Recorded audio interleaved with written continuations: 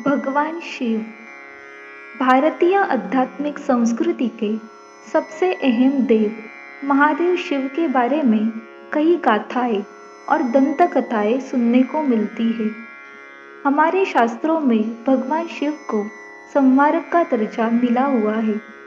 हर कोई शिव भक्त इस बात को जानना चाहता है कि आखिर भगवान शंकर का जन्म कैसा हुआ और इनके माता पिता का क्या नाम है।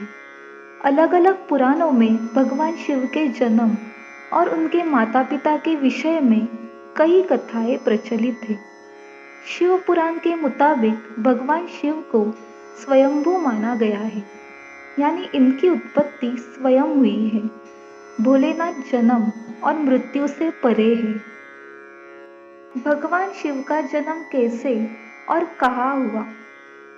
अब सवाल यह उठता है कि फिर शिव क्या है?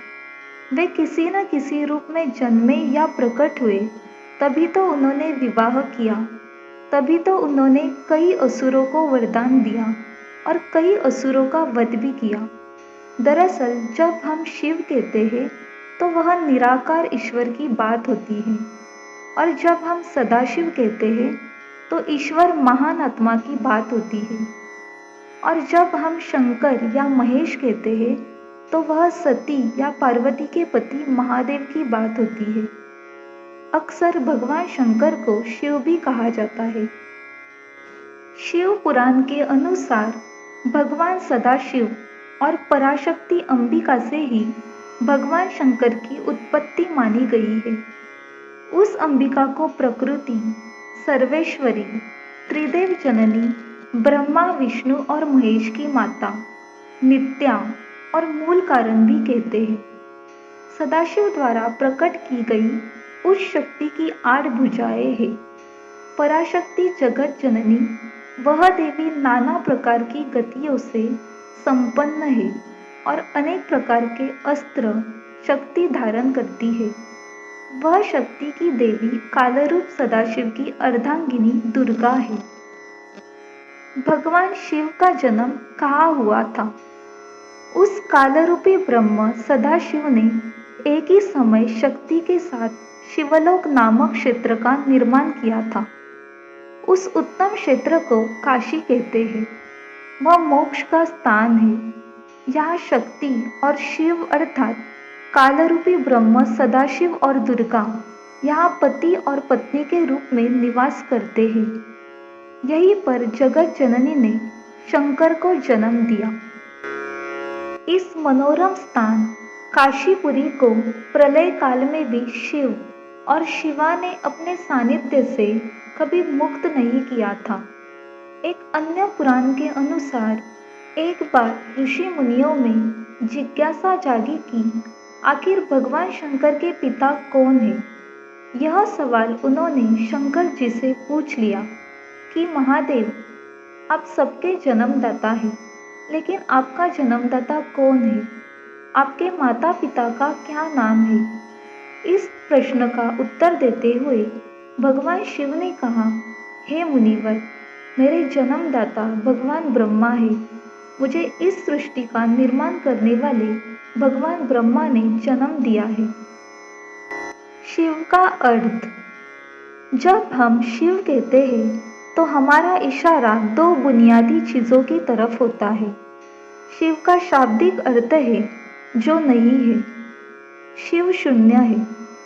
आज के आधुनिक विज्ञान ने साबित किया है कि इस सृष्टि में सब कुछ शून्यता से आता है और वापस शून्य में ही चला जाता है।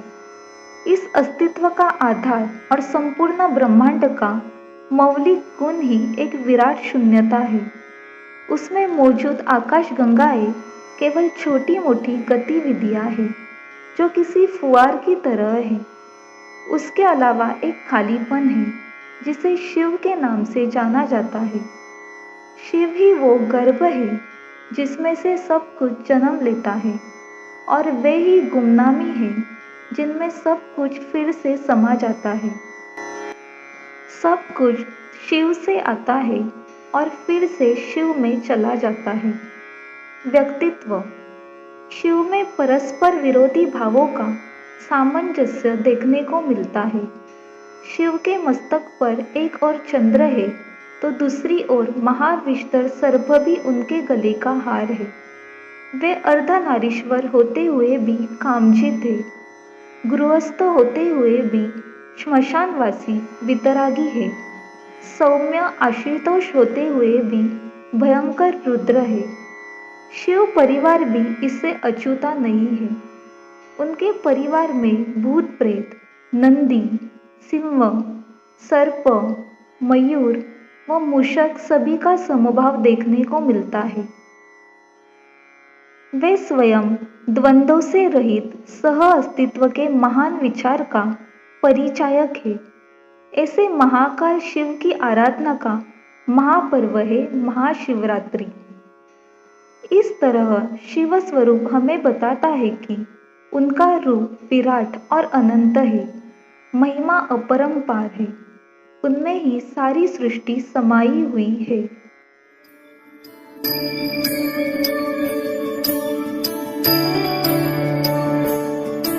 Like this video, share and comment. Thank you.